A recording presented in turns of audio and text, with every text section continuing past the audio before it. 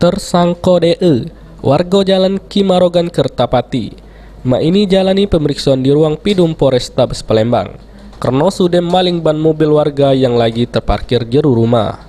Jeru aksinya ini, tersangka sudah maling ban pada dalu hari, pas pemilik mobil lagi tidur. Lalu tersangka direwangi kawannya datang dengan ngawak dongkrak, terus langsung lancar ke aksinya dengan embek sikok ban di bagian buri. Sesudah ngelaku ke aksinya, oleh tersangka ban mobil hasil palingan dijajok ke secara online. Duit hasil jajok ke ban mobil itu dewek, tersangka pakai buat memenuhi kebutuhan sehari-hari. Ban? Udah berapa kali maling? Malingnya sekali itu, Pak. Sekali itu lah. Pernah terbuang nggak? Tidak pernah, Pak. Cak mana cara kau maling ban? Di dongkrak, Terus? lah terangkat bannya, ganjel, Pak. Ganjel? Iya. Sama siapa?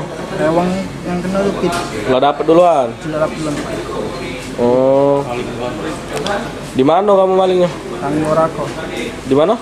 Dan di Rumah tetangga apa ini? bukan di Tangbuntung. Di jalan. Siapa ngajak maling itu? Siapa yang ngajak? Aku, Pak. Kau yang ngajaknya. Kalau kamu gitu pakai alat apa? Alat dongkrak. Dongkrak. Terus rencananya ban itu nak dijual ke mana? Di akun Facebook, Pak. Hah? Sebelumnya, ada sikok rewang tersangka DE sudah terlebih dukin ketangkap polisi. Ini sudah menjalani proses hukum di Polrestabes Palembang. Pelaku diamankan karena merupakan DPO dari pencurian ban di Kecamatan IP2. Ya terus Bang.